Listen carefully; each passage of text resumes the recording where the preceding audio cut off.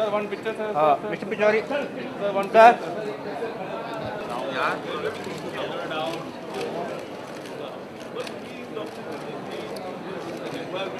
क्या कर रहे हो यार? एक तो भागे आ गए, ध्यान से भी नहीं खींच दिया। क्लिक मत करो। Sir, one group picture, sir. Just क्या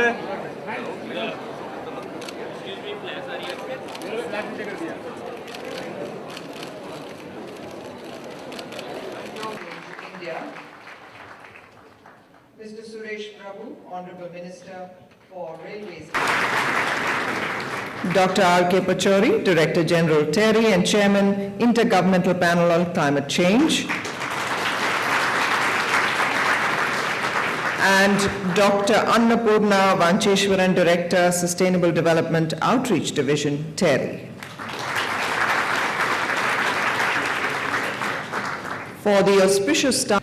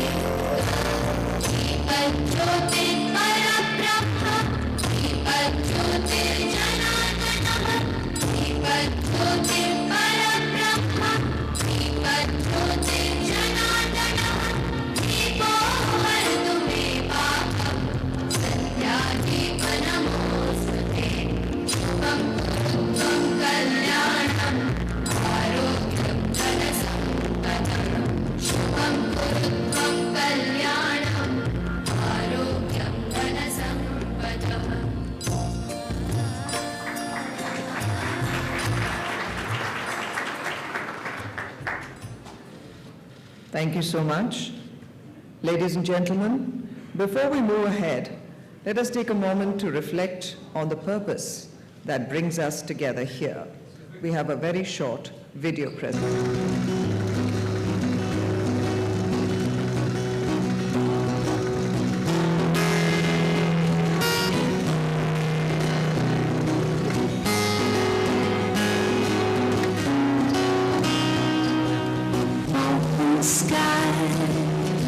Open skies, I like them as they are. Water's blue, water's blue, they're falling through my heart. But to hold on to everything you see, to hold on to everything you see, you gotta promise. I promise to be. I gotta promise. You gotta promise. I promise to be.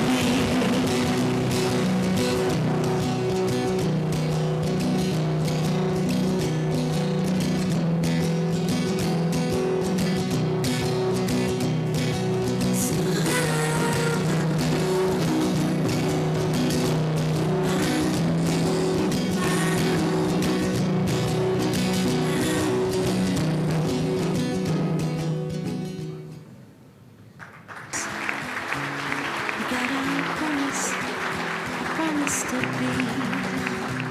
You gotta be.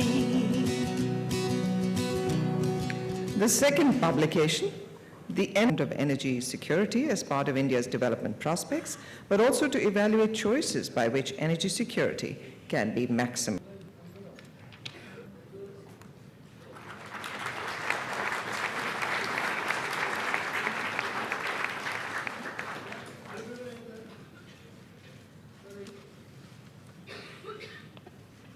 Thank you so much.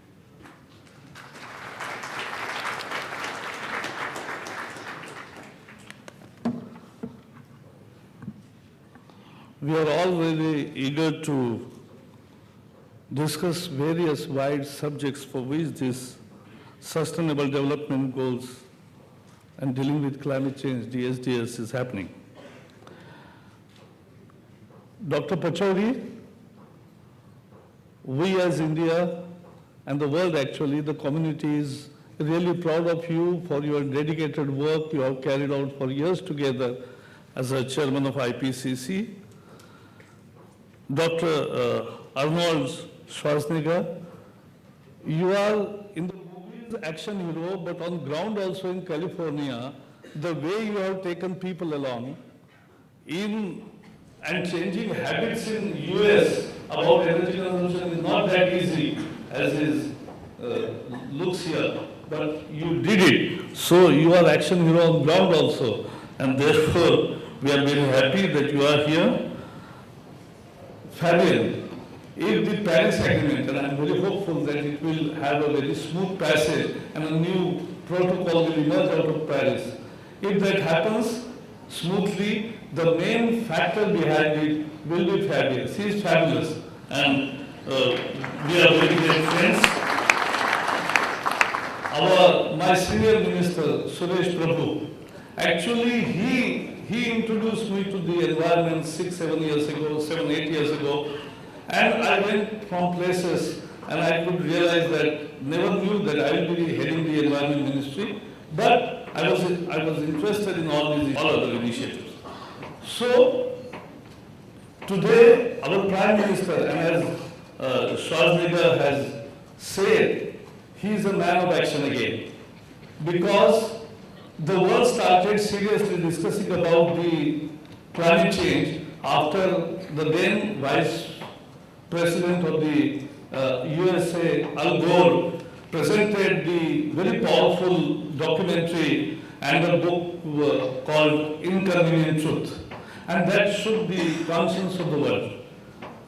So if that is the inconvenient truth, what Narendra Modi did as a Chief Minister in Gujarat for 12 years, his hands-on experiences, are penned down in a book called Convenient Action. So if there is an inconvenient truth, we can still have convenient action to mitigate the challenge presented by the climate change. And here is the message of the Prime Minister, which I like to read out.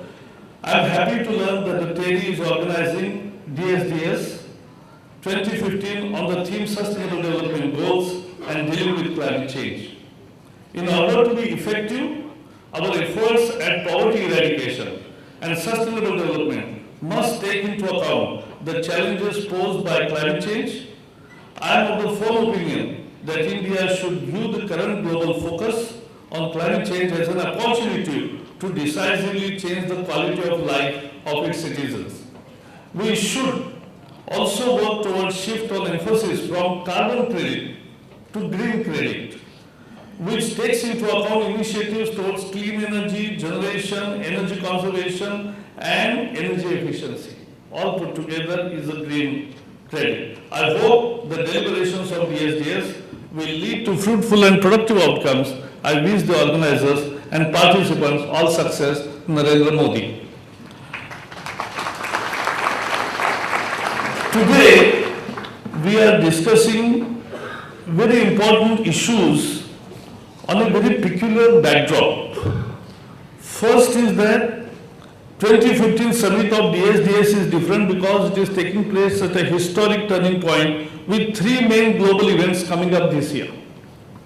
First, MDG's tenure will end in 2015 and SDGs would be agreed in UN summit in September 2015 to carry forward unfinished agenda of MDGs. The second, new UN climate protocol will be agreed in Paris in December 2015. And third, the crucial UN Finance Development Conference in Addis Ababa to consider financing of sustainable development is taking place in July. So this year, the whole full year is climate negotiations year, and I hope that the world will deliver. SDGs is what we desire. But SDGs have to be differently placed for different targets for different countries, taking into account the inequities in which we live. All countries are at different stage of development, and therefore sustainable development goals cannot be one uniform fits all. It has to be different for different countries, but our progress has to be towards achieving the full SDGs and complete the unfinished agenda of MDGs. Because Millennium Development Goal period will be over, but still there is unfinished agenda. We have marched very much on the road to achieving the MDGs, but still various countries are at different stages, and they must be given finance and other help to carry out their MDG goals also. But the world has also witnessed a tremendous prosperity in last couple of decades. We have grown, we never expected the way we will grow with this speed. But that growth has also brought us a scenario where there are inequities also growing, and that has to be factored into all the negotiations in this year, which we will be coming up. And more than, as I was telling you, there are 3 big events in this world, but more than this, summit is different because it is taking place first time after the oil prices have hit nearly $40 per barrel. It has a very important bearing of how we consume. Oil prices, which were continuously rising since Millennium Development Goals were finalized, we are now in a different frame of reference in climate change. The game is changing over fossil fuel. Our thinking and our policies need to seize this historic opportunity to launch inclusive development by action on climate change.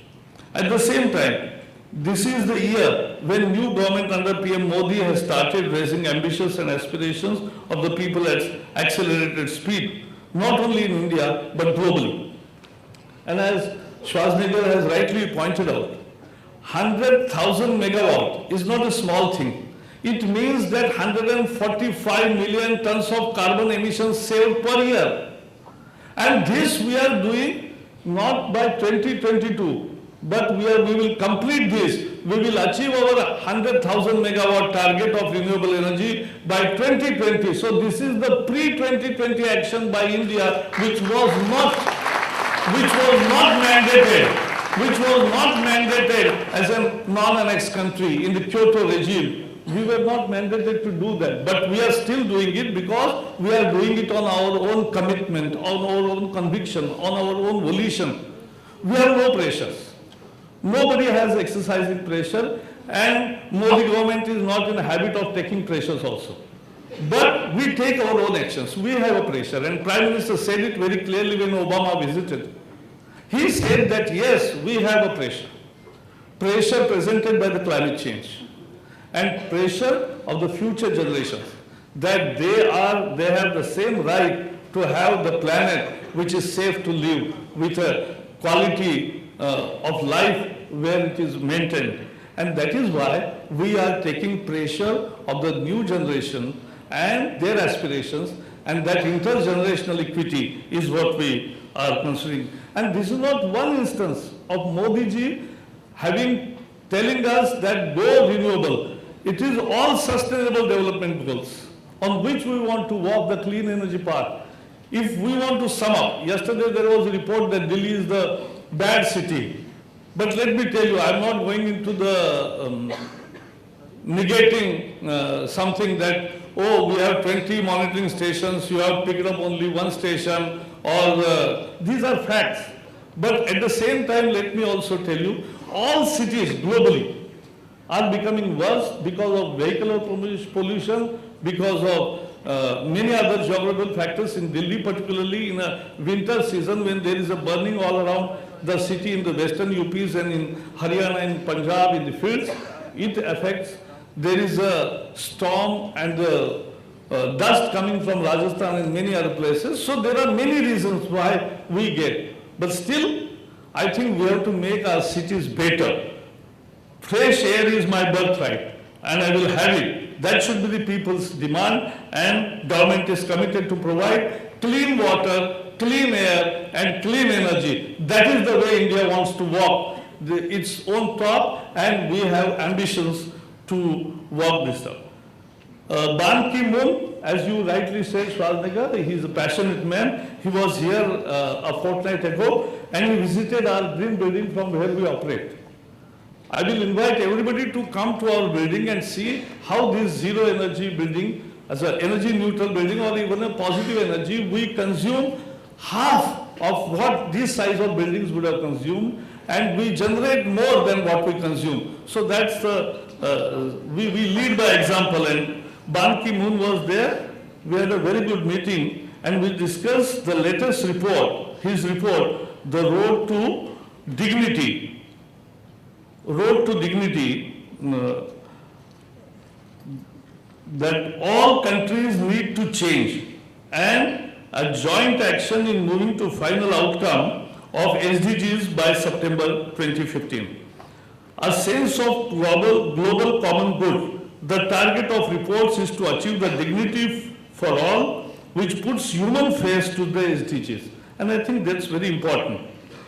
In Lima meeting of climate change, India took a lead in conceptualizing that climate negotiations are not only for the government diplomats, but for the common man and poor people who are most vulnerable to climate change. Impacts of climate change in India would be felt, and if IPCC report is to be believed, and we should, because it's science, and it says that even agriculture will suffer in Southeast Asia by 10 to 15%. And that's why we are launching a new program, aggressive afforestation program, accelerated afforestation with $6 billion, a new carbon sinks we will create to balance the things. So finally, I'll expect that TERI has organizing this DSDS conference always in Delhi very successfully, and the world leaders come here and discuss various things.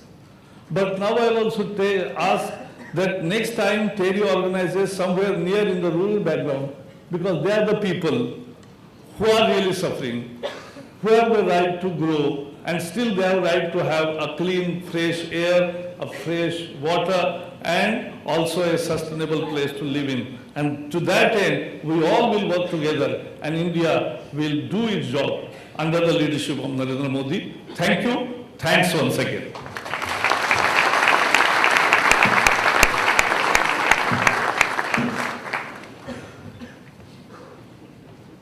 Thank you, sir. I'd now like to request the Honorable Minister for Railways India, Mr. Suresh Prabhu, to please address the gathering.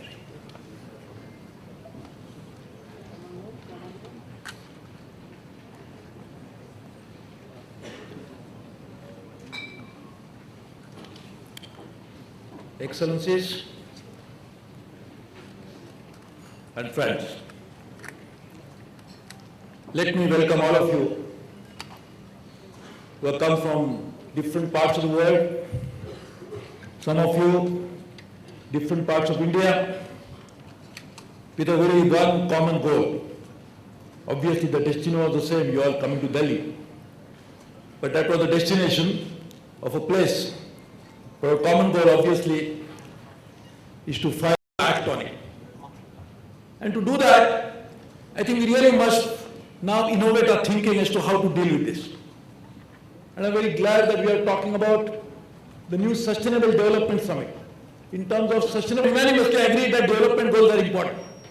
But when the millennium went away, so were the development goals were forgotten.